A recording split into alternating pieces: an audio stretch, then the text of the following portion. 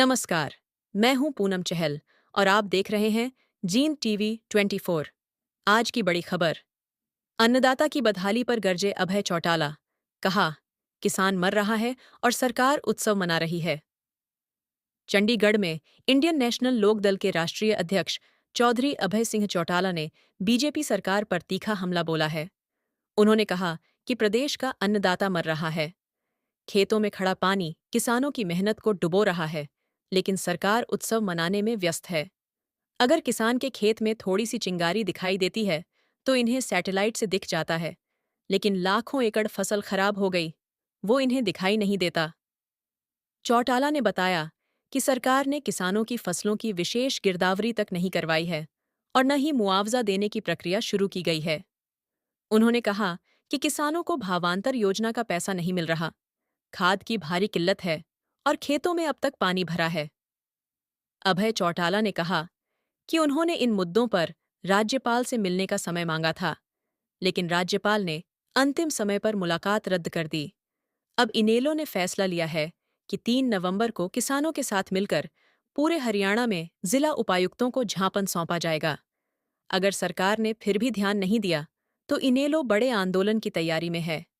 हम किसानों के साथ 3 नवंबर को हर उस जिले में जाएंगे जहां जल भराव, खरीद में गड़बड़ी या खाद की कमी है।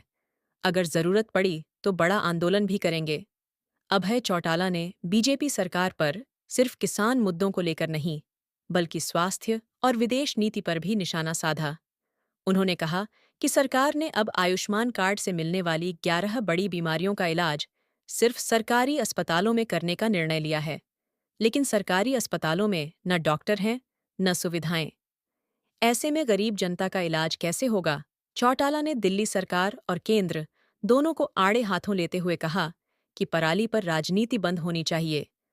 उन्होंने कहा कि इस बार न हरियाणा में ज्यादा पराली जली और न पंजाब में, लेकिन दिल्ली की सरकार अपनी असफलता छुपाने के लिए किसानों को दोष दे रही है। उन्होंने तंज कसते हुए कहा, दिल्ली में कृत्रिम बारिश की घोषणा की गई, लेकिन बारिश हुई ही नहीं।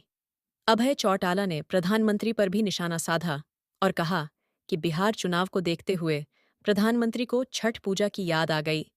दिल्ली में नकली घाट बनवाकर सिर्फ दिखावा किया गया। अभय चौटाला ने एक और बड़ा मुद्दा उठाया।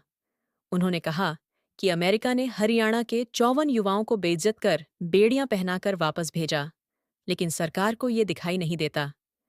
जबकि श्रीलंका जैसे छोटे देश ने अमेरिका को मुंहतोड़ जवाब दिया और उनके विमान को उतरने तक नहीं दिया। उन्होंने बताया कि रूस में पढ़ने गए भारतीय छात्रों को जबरन युद्ध में भेजा जा रहा है, जिसमें हरियाणा का एक छात्र मारा गया और एक गंभीर रूप से घायल है। उन्होंने कहा कि सरकार इस पर भी चुप है।